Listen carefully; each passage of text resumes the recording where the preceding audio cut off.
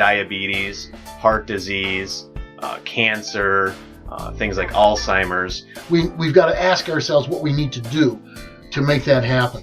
And that's what this entire program was designed to do, to become the most healthy and most exuberant, most vibrant that you can possibly be. In this podcast, in the mTOR Part 1 podcast, you hit on ATP and energy supply to cancer cells. You mentioned apoptosis.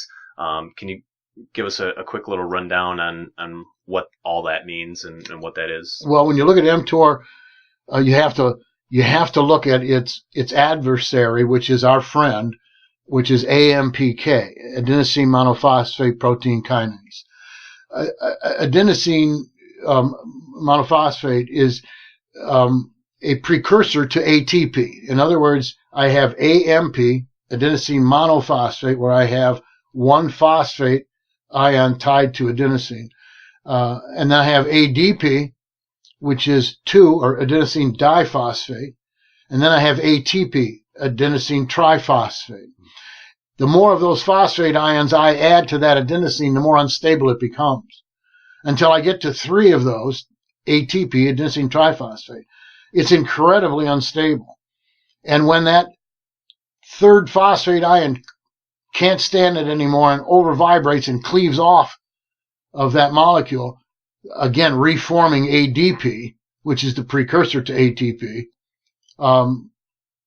when it does that, it furnishes the only currency of life in the human body. That's the energy created by cleaving off that third phosphate ion. And that takes place in the mitochondria of every cell of your body. What is the mitochondria? The mitochondria are your energy furnaces within the nucleus of your cells. That's where the energy for your cells is created. Within the nucleus, in a little bitty sock-shaped orifice called the mitochondria. That's where ATP is always being cleaved off and turned into ADP. And that process converts to energy? Converts to energy, which allows your cells and you to live. Okay. And is that process called apoptosis? Is that No, what that is? Okay. No, that is not apoptosis. No, that's the opposite of apoptosis. I see. That is the supply. That's how energy is supplied to your cells. The reason that was brought up in the discussion on mTOR is that when ATP is cleaved off and recreates ADP or AMP, depending on how much of those phosphate ions were taken, whether they took one or two out of there in order to create that abundant energy. And that's being done constantly as you live. When the ATP goes to ADP or AMP, and those AMP molecules or ADP molecules become abundant, and ATP becomes scarce, there's a signal sent to generate something called AMPK, adenosine monophosphate protein kinase.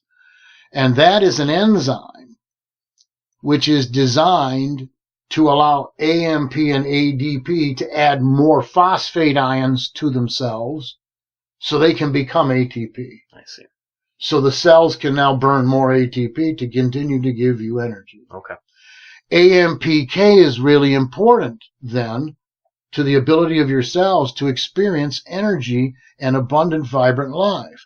By the way, it is also biologically important to the mTOR pathway because it stabilizes mTOR and keeps it from becoming dysregulated, puts it in its place and makes it do its job the way it's supposed to.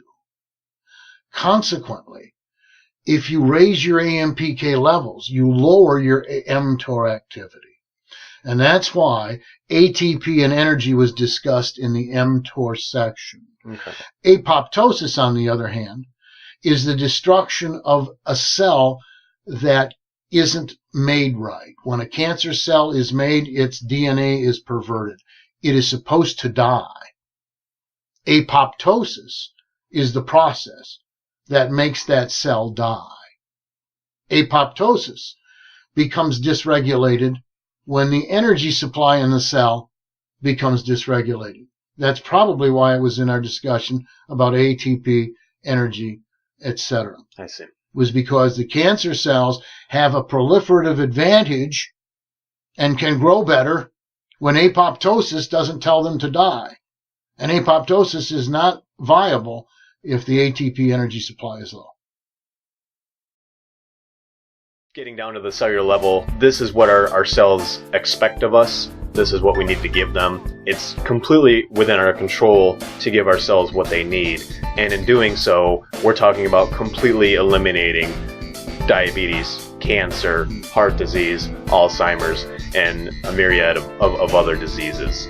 But indeed, it truly is there. I mean, the DNA is the code. If anybody asks me what I consider health to be, can I define the quality of good health?